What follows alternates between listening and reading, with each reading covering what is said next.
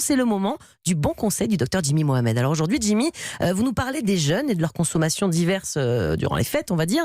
D'ailleurs, quel est l'état des lieux aujourd'hui en termes d'alcool, de tabac, tout ça? Est-ce que ça diminue ou ça augmente? Alors la tendance est plutôt à la baisse en France et dans les pays anglo-saxons. Depuis 2010, on est plutôt sur la bonne pente. Et si on prend un chiffre tout simple, si on prend les adolescents de 17 ans, si on évalue, si on leur pose la question, combien parmi 100 n'ont jamais pris ni alcool, ni tabac, ni cannabis, on est passé de 5% en 2008 à 11% en 2017. Ah oui. Donc la tendance est plutôt à la hausse, donc tant mieux, enfin à la baisse de consommation, donc c'est plutôt pas mal. Donc c'est encourageant, effectivement. Et chez les jeunes adultes, alors un peu au-delà, là, donc de 17 ans vers 20 ans, 25 ans, est-ce que la tendance elle est similaire? Alors, en revanche, là, la consommation elle reste plutôt préoccupante. Dans cette tranche d'âge, globalement, on fume un peu plus de cannabis et on en fume un peu plus tôt.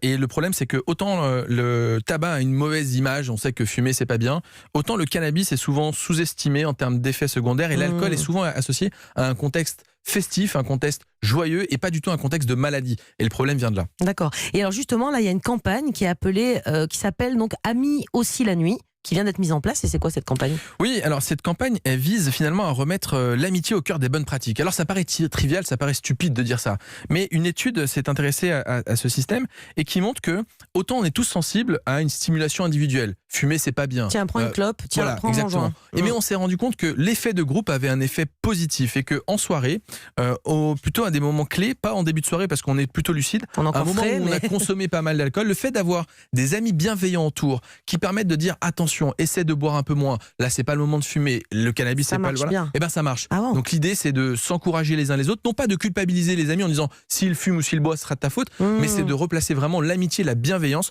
au cœur de cette campagne. Et donc, je pense que c'est un effet plutôt positif. Merci beaucoup, docteur Jimmy Mohamed, pour toutes ces précisions.